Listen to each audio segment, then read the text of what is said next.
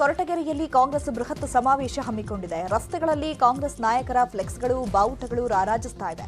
ಇನ್ನು ಸಮಾವೇಶಕ್ಕೂ ಮುನ್ನ doctor G Parameshwar ಪೂಜೆ ನೆರವೇರಿಸಿದ್ರು. ಈ ವೇಳೆ ಮಾತನಾಡಿದ ಪರಮೇಶ್ವರ್, ನಮ್ಮ ಕೊರಟಗೆರೆಯಲ್ಲಿ ಕಾಂಗ್ರೆಸ್ ಕಚೇರಿ ಕಟ್ಟಡ ಇರಲಿಲ್ಲ.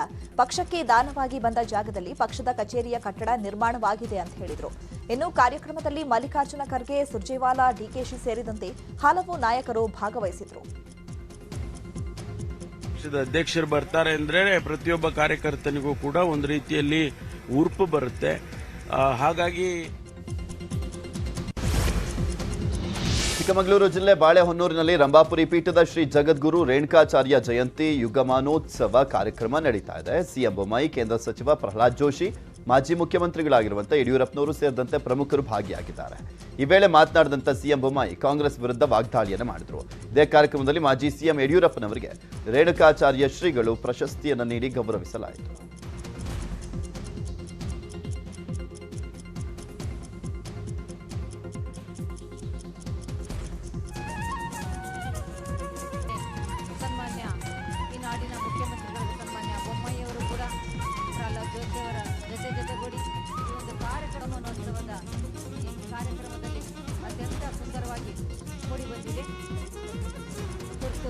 ಒಂದು ಪೂಜಾ ಪದ್ಧತಿಯ ಸ್ಥಾನ ಕೊಡಲಿಲ್ಲ.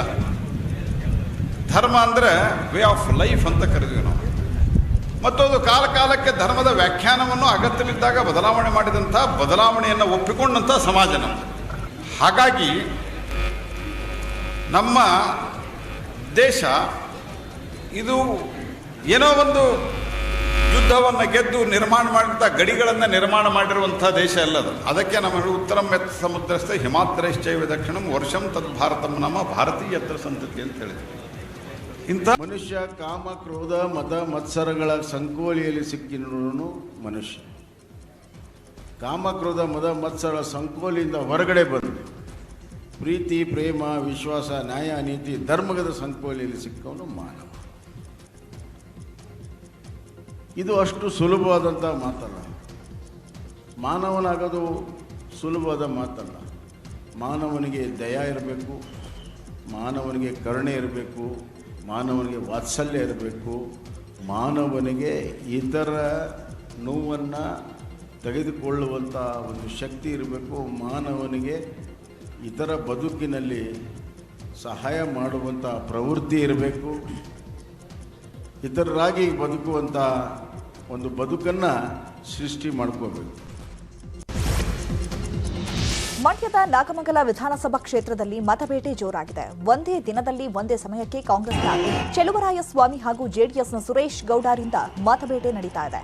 ಬೆಂಗಳೂರಲ್ಲಿ ನೆಲೆಸಿರುವ ನಾಗಮಂಗಲ ಮತದಾರರ ಸೆಳೆಯಲು ಬೆಂಗಳೂರಿನ ಶ್ರೀಗಂಧ ಕಾವಲ್ನಲ್ಲಿ ಜೆಡಿಎಸ್ ಪ್ರತಿಜ್ಞಾ ಹೆಸರಿನಲ್ಲಿ ಸಮಾವೇಶ ಮಾಡ್ತಾ ಇದೆ. ಸಮಾವೇಶಕ್ಕೆ ಬಂದವರಿಗೆ ಭರ್ಜರಿ ಬಾಡೂಟ ರೆಡಿ ಮಾಡಿಸಿದ್ದಾರೆ ಶಾಸಕ ಸುರೇಶ್ ಗೌಡ.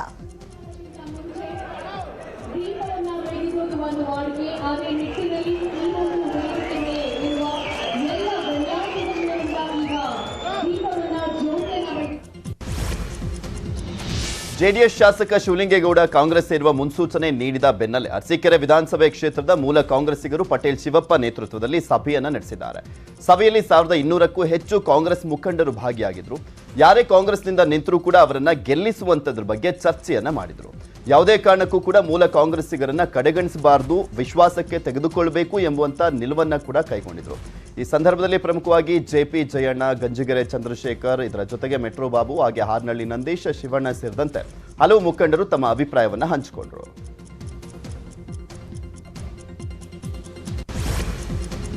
ವಿಧಾನಸಭೆ ಚುನಾವಣೆ ಹತ್ತಿರವಾಗ್ತಾ ಇದ್ದು ಮತದಾರರನ್ನ ಸೆಳೆಯಲು ನಾಯಕರು ನಾನಾ ಕಸರತ್ತು ಮಾಡುತ್ತಿದ್ದಾರೆ.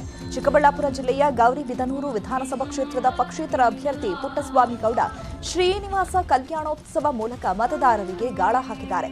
ಗೌರಿಬಿದನೂರಿನಲ್ಲಿರುವ ಪುಟ್ಟಸ್ವಾಮಿ ಗೌಡ ಶ್ರೀನಿವಾಸ ಕಲ್ಯಾಣ ಆಯೋಜಿಸಿದ್ರು.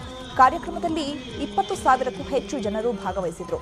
ಪುಟ್ಟಸ್ವಾಮಿ ಗೌಡ ವೈಕುಂಠನ ಹೆಸರಲ್ಲಿ ಮತದಾರರಿಗೆ ಗಾಳ ಹಾಕಿದ್ದಾರೆ.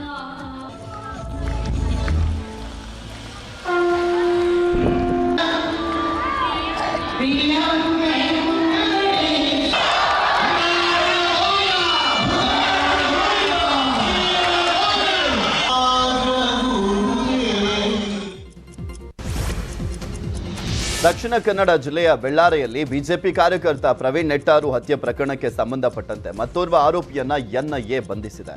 ಪ್ರವೀಣ್ ನೆಟ್ಟಾರು ಹತ್ಯೆ ಬಳಿಕ ಆರೋಪಿ ತೌಫೀಲ್ ತಲೆಮರೆಸಿಕೊಂಡಿದ್ದ.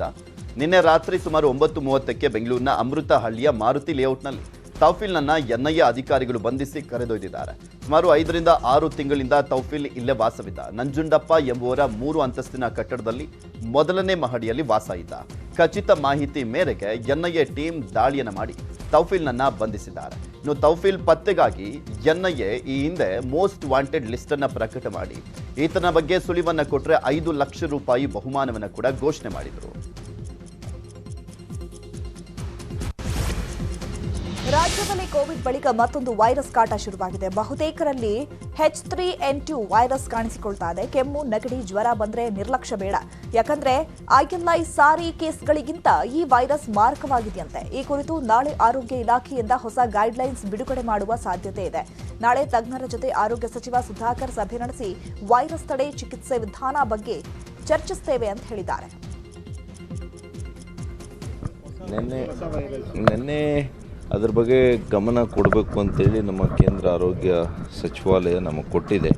ಈಗಾಗಲೇ ಅದರ ಬಗ್ಗೆ ನಮ್ಮ ಆಯುಕ್ತರು, ನಮ್ಮ ಪ್ರಧಾನ ಕಾರ್ಯದರ್ಶಿಗಳು ಕೂಡ ಇದರ ಬಗ್ಗೆ ಚರ್ಚೆಯನ್ನು ನಿನ್ನೆ ಮಾಡಿದ್ದಾರೆ. ನಾವು ನಾಳೆಯನ್ನು ಕೂಡ ಯಾವ ರೀತಿ ಅದರ ಬಗ್ಗೆ ನಾವು ಮುತುವರ್ಜಿಯನ್ನು ವಹಿಸಬೇಕು, ಮುನ್ನೆಚ್ಚರಿಕೆ ತೆಗೆದುಕೋಬೇಕು ಅಂತ ಹೇಳ್ಬಿಟ್ಟು ನಾಳೆ ನಾವು ಸಭೆಯನ್ನು ಕರೆದಿದ್ದೇವೆ. ಬೆಂಕಿ ಕೆನ್ನಾಲಿಗೆ ಮೇವಿನ ಬಣವೆಗಳು ಹೊತ್ತಿ ಉರಿದಿವೆ. ಈ ಘಟನೆ ಗದಗ ಜಿಲ್ಲೆಯ ಗಜೇಂದ್ರಗಡ ತಾಲೂಕಿನ ಕೋಡಿಕೊಪ್ಪದಲ್ಲಿ ನಡೆದಿದೆ. ಕಡಲೆ ಹೊಟ್ಟು ಜೋಳದ ಮೇವಿನ ಬಣವೆಗಳು ಬೆಂಕಿಗೆ ಸುಟ್ಟು ಭಸ್ಮವಾಗಿವೆ. ಬೆಂಕಿ ನಂದಿಸಲು ಅಗ್ನಿಶಾಮಕ ಸಿಬ್ಬಂದಿ ಹರಸಾಹಸ ಪಟ್ಟರು. ಇನ್ನು ಕಿಡಿಗೇಡಿಗಳು ಬಣವೆಗಳಿಗೆ ಬೆಂಕಿ ಹಚ್ಚಿರುವ ಶಂಕೆ ವ್ಯಕ್ತವಾಗಿದೆ. ಮಹಾರಾಷ್ಟ್ರದ ಚಂದ್ರಾಪುರದಲ್ಲಿ ಭೀಕರ ಆಕ್ಸಿಡೆಂಟ್ ಆಗಿದೆ. ವೇಗವಾಗಿ ಬಂದಂತ ಕಾರೊಂದು ಮೆಟ್ರೋ ಪಿಲ್ಲರ್ನ ತಡೆಗೋಡೆಗೆ ಡಿಕ್ಕಿ ಹೊಡೆದಿದೆ. ಕಾರು ಡಿಕ್ಕಿ ಹೊಡೆದ ರಭಸಕ್ಕೆ ಮೆಟ್ರೋ ಪಿಲ್ಲರ್ ತಡೆಗೋಡೆ ಉಡಿಸಾಗಿದೆ.